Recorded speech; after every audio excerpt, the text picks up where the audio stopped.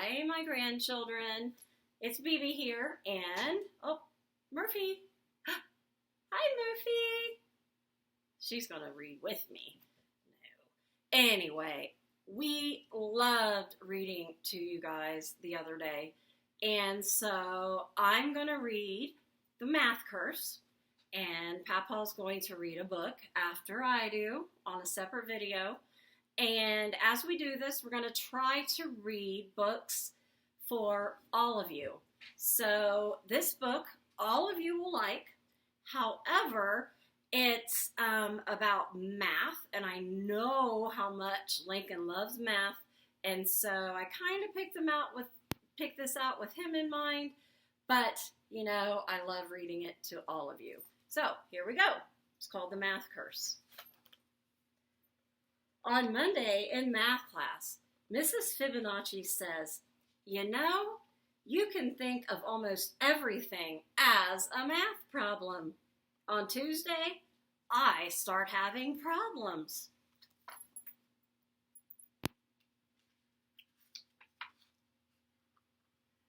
I wake at 7:15. It takes me 10 minutes to get dressed, 15 minutes to eat my breakfast, and 1 minute to brush my teeth. Suddenly, it's a problem. If my bus leaves at 8, will I make it on time? How many minutes are in an hour? How many teeth do I have in my mouth? I look in my closet and the problems just get worse. I have 1 white shirt, 3 shirts, 3 striped shirts, and that 1 ugly plaid shirt my Uncle Zeno sent me. Oh, here's problems. How many shirts is that altogether? How many shirts would I have if I threw away that awful shirt that Uncle Zeno sent me?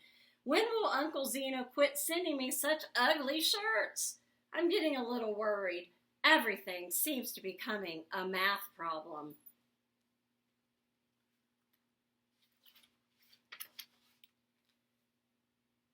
I take the milk out for my cereal, and I wonder, how many quarts in a gallon? How many pints in a quart? How many inches in a foot? How many feet in a yard? How many yards in my neighborhood? Ugh. How many inches in a pint? How many feet in my shoes?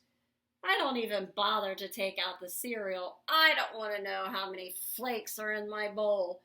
Mrs. Fibonacci has obviously put a math curse on me. Everything I look at or think about has become a math problem.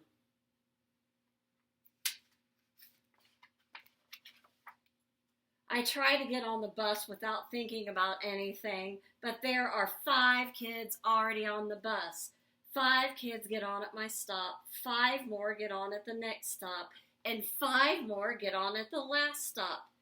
True or false? What is the bus driver's name?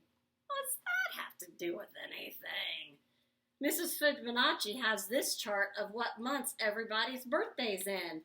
You guys see which month yours is in?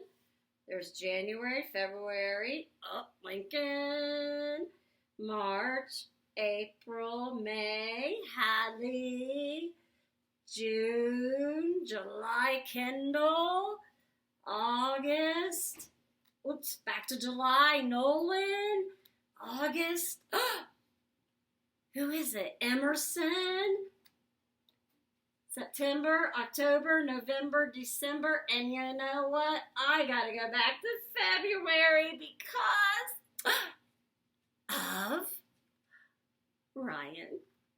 Anyway, which month has the most birthdays? Which month has the fewest? Why doesn't February have a W? Don't you think this chart looks sort of like a row of buildings? Do you ever look up at the clouds and think that they look like something else? And what does that ink blot look like to you? The whole morning is one problem after another. There are 24 kids in my class. I just know that somebody's going to bring in cupcakes to share. We sit in 4 rows with 6 desks in each row. What if Mrs. Fibonacci rearranges the desks to make 6 rows, 8 rows, 3 rows, 2 rows?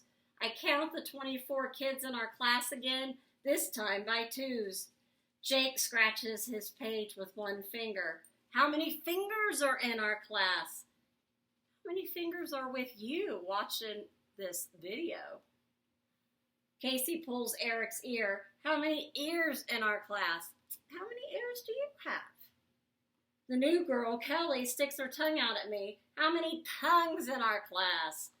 I'm about to really go crazy when the lunch bell rings.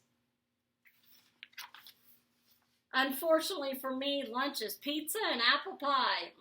Sounds pretty good. Each pizza is cut into 8 equal slices. Each pie is cut into 6 equal slices. And you know what that means. Fractions. If I want 2 slices of pizza, should I ask for 1/8 of a pizza, 2/8 of a pizza, or just 2 slices of pizza? We haven't studied fractions yet, so I take out 12 carrot sticks 3 at a time and eat them 2 at a time. He's silly. In the afternoon, every subject is a problem. Social studies is a geography problem. The Mississippi River is about 4,000 kilometers long. An M&M is about 1 centimeter long. There are 100 centimeters in a meter and 1,000 meters in a kilometer. He wants to know how many M&Ms it would take to be the length of the Mississippi River. Bonus, can you spell Mississippi? Mississippi. Or when I was growing up, M-I, crooked letter, I, crooked letter, no. I, crooked letter, I, B-B-I. I think I did it. English is a word problem. If mail plus box equals mailbox, does lipstick minus stick equal lip?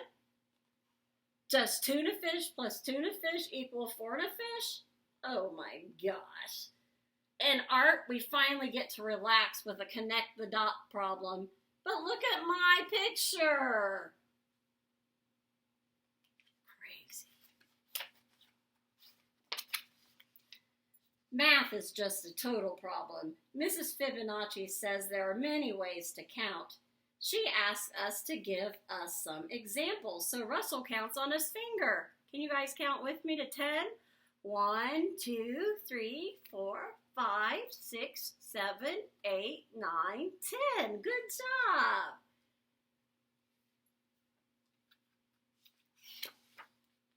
We are just about to go home and Rebecca remembers the birthday cakes her mom made. There are 24 kids in the class. Rebecca has 24 cupcakes. So what's the problem? Can you think? Yes, Mrs. Fibonacci needs to have a cupcake too.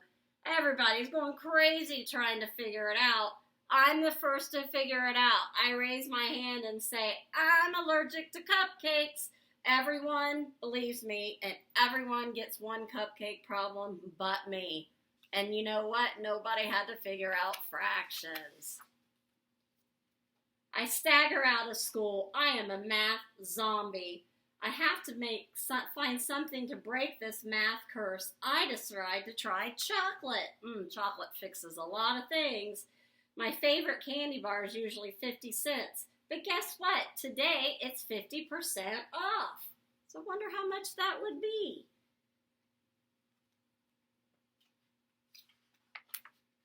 I am now a raving math lunatic. What if this keeps up for a whole year? Kind of like us being in quarantine. What if it keeps up forever and ever?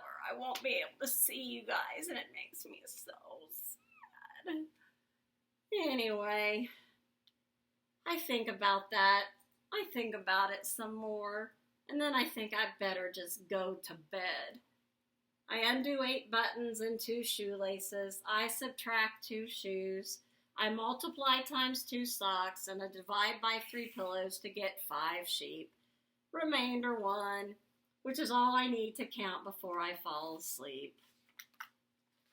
And then the craziness starts. But you know what? I finally get out of my dream, and I jump out of the hole. I'm free. I waited Wednesday morning at 7:15. It took me 10 minutes to get dressed, 15 minutes to eat my breakfast, and 1 minute to brush my teeth. My bus leaves at 8. What time will I be ready? 7:41. No math problems anymore.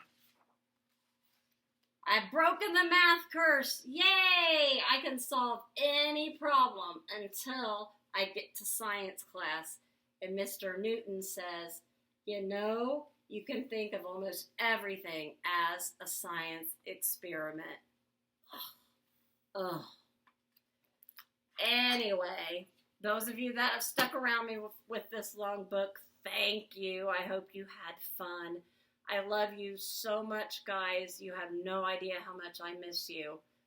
Hopefully I'll read you a book again soon. Bye.